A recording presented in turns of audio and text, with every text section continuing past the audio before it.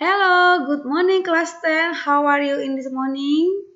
Ya, berjumpa lagi dengan Miss Riris dengan mata pelajaran ekonomi dan hari ini, today, kita akan belajar dengan judul sistem ekonomi. Oke, jadi persiapkan catatan kalian dan dengarkan penjelasan dari Miss Riris. Nah, pertama kita pelajari mengenai pengertian sistem ekonomi. Sistem ekonomi adalah sekumpulan komponen atau unsur yang terdiri dari unit-unit dan agen-agen ekonomi serta lembaga-lembaga ekonomi yang saling terkait, berinteraksi, saling menopang, dan saling mempengaruhi. Nah, itu dia mengenai sistem ekonomi pengertiannya. Next, kita belajar mengenai jenis sistem ekonomi. Ada 4. Yang pertama sistem ekonomi tradisional, yang kedua sistem ekonomi terpusat atau sosialis atau kapitalis atau komando, dan sistem ekonomi liberal atau pasar atau terbuka, dan keempat sistem ekonomi campuran. Kita cek satu-satu. Yang pertama adalah sistem ekonomi tradisional. Ciri-cirinya adalah teknik produksi dipelajari secara turun-temurun dan bersifat sangat sederhana. Yang kedua, hanya sedikit menggunakan modal.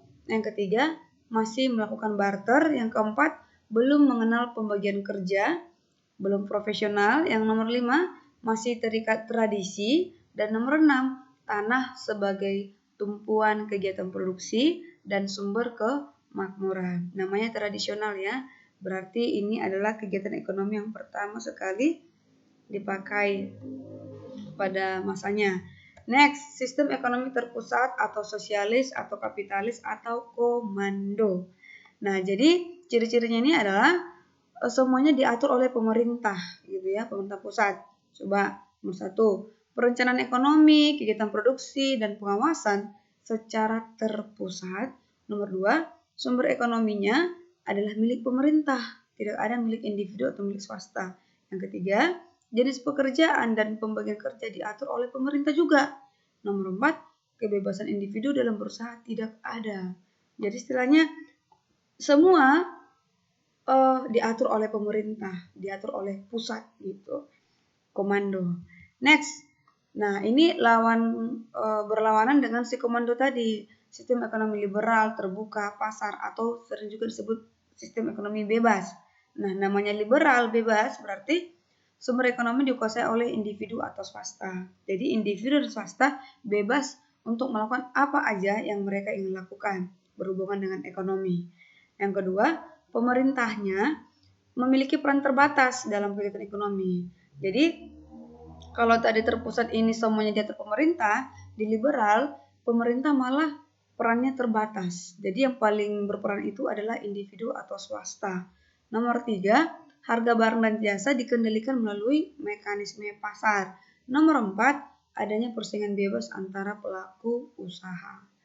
Oke, jadi memang di sini orang-orang lebih kreatif ya, lebih cepat maju karena mereka bebas berekspresi, bebas melakukan apapun yang mereka ingin lakukan. Supaya apa? Supaya mereka bisa menikmati hari-harinya dengan ekonomi yang lebih baik. Nah, nomor 4, sistem ekonomi campuran. Nah, ini maksudnya campuran ini adalah perpaduan antara sistem ekonomi liberal dengan sistem ekonomi komando. Nah, ciri-cirinya pemerintah dan swasta berperan aktif dan terus bekerja sama dalam menjalankan kegiatan ekonomi. Nah, intinya nanti kalau Nakmis baca ini 1-6, ini adalah perpaduan antara peran pemerintah dan peran pihak swasta atau individu. Jadi tidak ada yang terlalu bebas dan tidak ada yang terlalu kaku, terlalu ketat gitu ya dari pemerintah, tapi 50-50. Pemerintah 60%, swasta 50%. Oke? Nah, nanti anak-anak Miss boleh baca lebih lagi supaya lebih paham. Next, apa yang menjadi kelebihan dan kekurangan ekonomi tradisional? Tentunya dari setiap jenis-jenis sistem ekonomi ini pasti ada kelebihan dan kelemahannya. Nah, kelebihan dari tradisional ini adalah tidak ada persaingan yang tidak sehat. Jadi semuanya bersaing dengan sehat karena masih bersifat individu yang sangat erat dan orang yang mereka ajak untuk bekerja sama adalah orang-orang sekitar, belum luas, belum jauh ya. Yang kedua, masyarakat merasa sangat aman. Kenapa? Tidak ada beban berat yang harus dipikul. Nomor 3, tidak individualistis. Oke. Nah, kekurangannya teknologinya sangat sederhana sehingga produktivitas rendah. Terus mutu barang hasil produksi masih sangat rendah. Namanya tradisional ya. Jadi kalian pasti udah bisa memahami tradisi itu pasti sangat sederhana dan sedikit hasil kerja atau hasil produktivitas karena belum didukung sama teknologi yang bagus atau yang canggih. Next, yang menjadi kelebihan dan kelemahan ekonomi sosialis, komando, dan terpusat tadi adalah semua kegiatan dan masalah ekonomi dikendalikan pemerintah, tidak ada kesenjangan, itu kelebihan ya, tidak ada kesenjangan ekonomi antara si kaya dan si miskin karena distribusi pemerintah dapat dilakukan secara merata. Jadi sini memang tidak kelebihannya dari sosialis ini tidak ada ketimpangan antara si kaya dan sama si miskin, semuanya merata, adil gitu. Karena semuanya diatur sama pemerintah. Yang ketiga, pemerintah lebih mudah melakukan pengaturan. Gitu. Yang keempat, kebutuhan masyarakat dapat terpenuhi secara merata. Jadi tidak sombong, tidak egois, tidak mementingkan diri sendiri. Merata karena diatur sama pemerintah. Yang berikutnya, pelaksanaan pembangunan lebih cepat. Karena satu komando, satu perintah, jadi yang di bawah tinggal melaksanakannya. Oke, kekurangannya satu, mematikan kreativitas dan inovasi setiap individu. Namanya semua dikomando, peraturannya ketat gitu ya, tidak boleh melawan, tidak boleh ke kiri dan ke kanan. Nah, jadi karena seperti itu, kreativitas masyarakat tadi, inovasi-inovasi yang harusnya bisa dilakukan, terkendala, mati gitu, karena mereka itu tidak bebas berekspresi. Berikutnya, tidak ada kebebasan untuk memiliki sumber daya. Tidak ada kebebasan. Jadi apapun yang dimiliki masyarakatnya itu semua milik pemerintah, milik negara, bukan milik individu atau milik swasta. Next, kurang adanya variasi dalam memproduksi barang. Jadi monoton gitu-gitu aja. Oke. Jenis-jenisnya tidak banyak. Next, hak milik individu tidak diakui. Jadi hak milik individu tidak diakui artinya tidak ada barang yang atas nama kamu sendiri. Semuanya sekali lagi atas nama negara. Oke. Kebalikan dari sosialis tadi, kita masuk ke ekonomi liberal. Kelebihannya, setiap individu diberi kebebasan memiliki kekayaan dan sumber daya produksi. Bebas kita memilikinya ya. Kedua, individu bebas memilih lapangan pekerjaan dan bidang usaha sendiri. Jadi to the point gitu. Apa yang kita punya, bakat kita bebas menentukan apa yang mau kita kerjakan gitu. Bebas berekspresi. Berikutnya, adanya persaingan menyebabkan kreativitas dari setiap individu dapat berkembang. Terkadang kita ini bisa lebih berekspresi, bisa lebih kreatif ketika ada persaingan. Kalau tidak ada persaingan, pasti kita hanya cari amannya saja gitu ya. Nah, berikutnya, produksi barang dan jasa didasarkan pada kebutuhan masyarakat. Next, kualitas barang dan pelayanan lebih terjamin. Karena orang semakin kreatif, semakin berlomba memberikan terbaik.